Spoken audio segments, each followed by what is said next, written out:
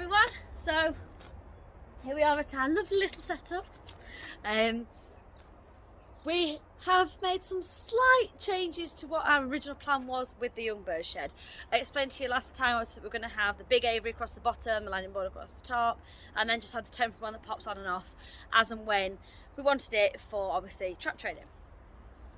We were making things way too complicated for ourselves, so we've gone what we knew was best and we used our old landing board, and that's how we're going to do it, with the aviary that pops on and off for trap training, and made it nice and simple. Why complicate something? It's like trying to reinvent the wheel.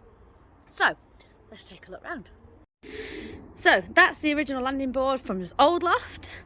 We've just attached it to here, and again, like before, lifts up.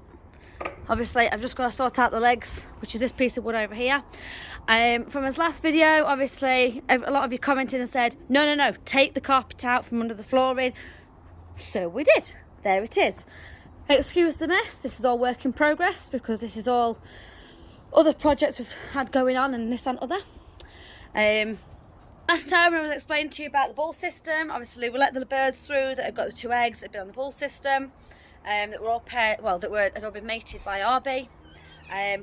Slight issue was that we misjudged as days.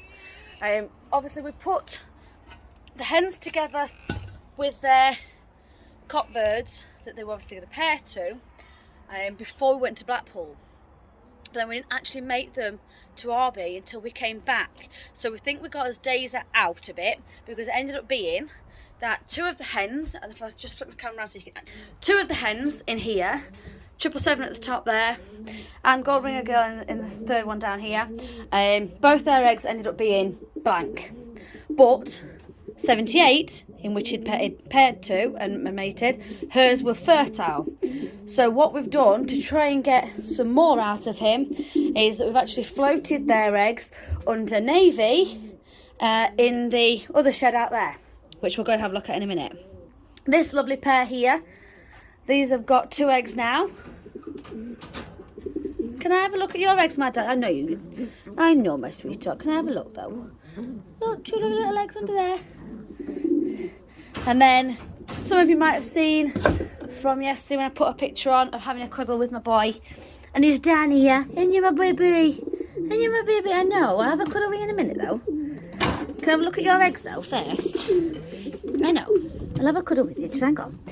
Can I have a look at your eggs though? And then under here, this is red.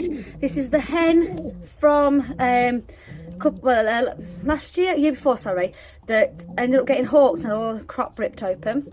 And obviously now she's all lovely and beautiful again, aren't you, sweetheart? I've seen you. Come on then. Come on then. Come on then. Come on.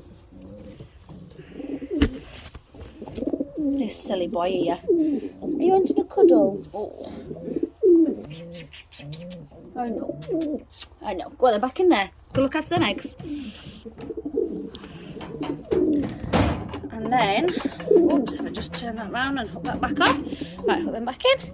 And then we've got this bottom box here with Genevieve, our Blanchard pigeon, and AJ, our Sean Huntcock. And they are on 2 eggs that are chipping out. So that'd be nice to see. And then if we just shut these back up. Not easy to do one-handed. And then this pair here is our other Gold Ringer Girl.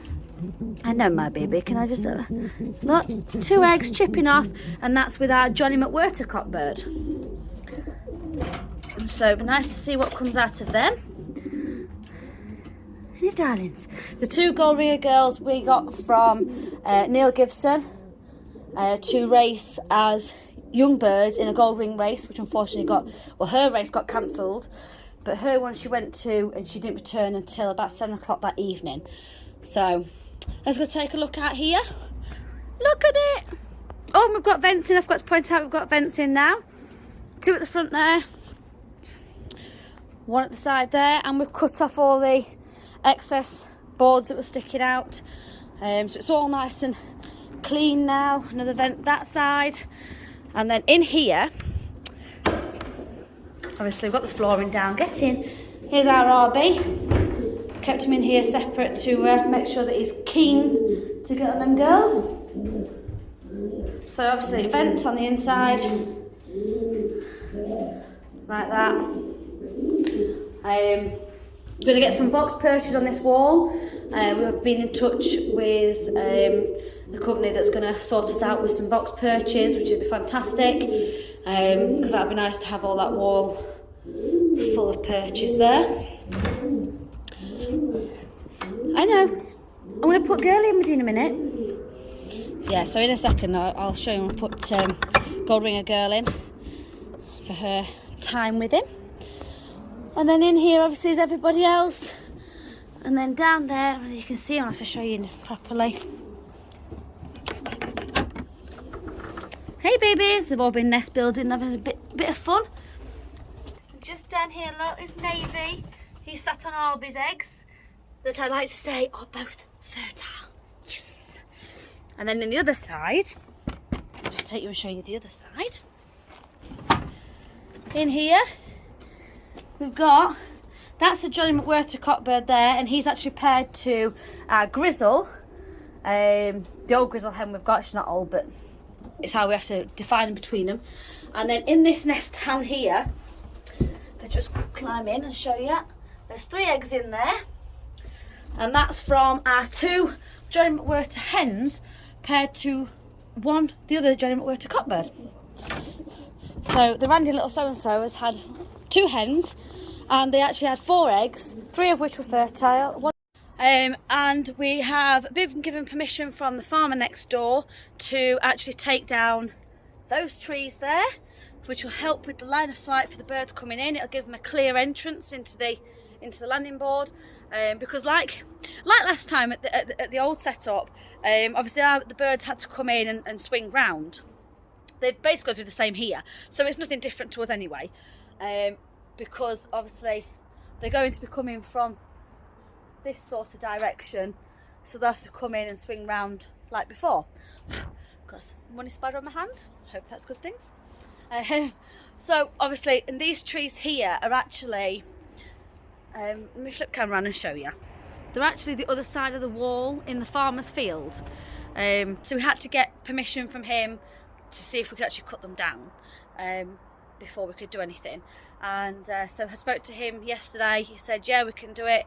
So we've just started on doing that. One already partially cut down there, but it's just an awkward thing because we've got to cut them down, but we can't let them fall into his field because we're actually not allowed in the field. Otherwise his insurance becomes null and void or something, apparently. Anyway, but this is what we're up to at the minute. I'm just trying to think of anything else I need to tell you. Can't think of anything at the moment. But yeah, so that's how his breeding's going. We've got 4 eggs chipping off. We've got 2 eggs at the bottom. They should be due within the next week. We've got 2 eggs up the top, but they've only just had their second, so they're still a way off. We've got the eggs in there going on. And then I still haven't showed you up in what is a kit box, effectively. Well, we've got 4 pairs, and 3 out of the 4 are on eggs.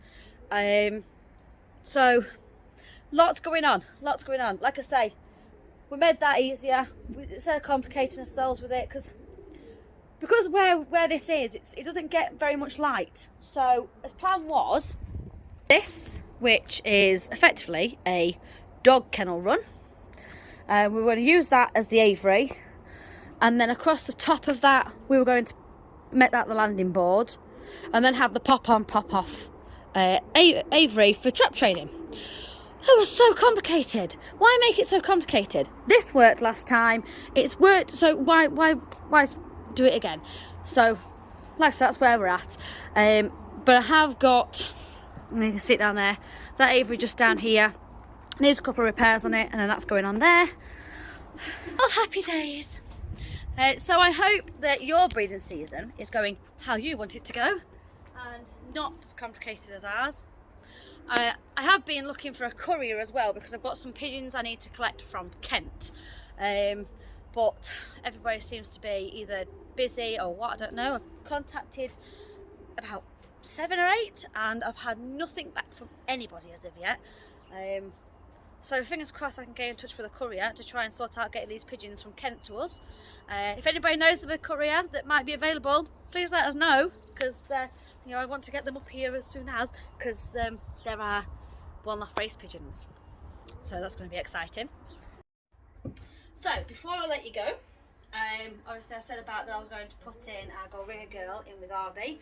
So I'm going to grab her out and then we'll take her over to Arby.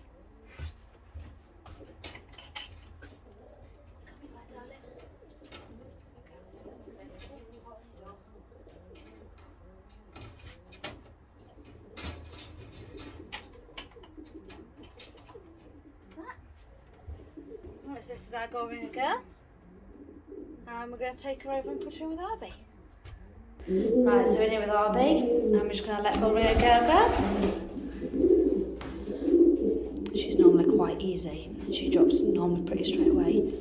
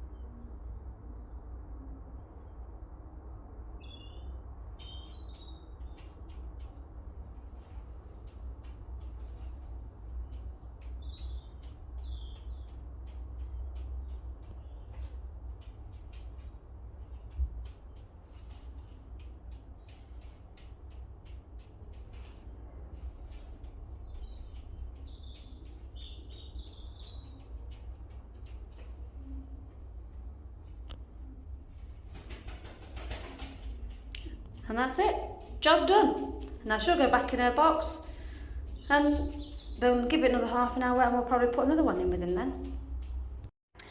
And I will see you all soon. And hopefully I'll have some more updates for you and some more things to come.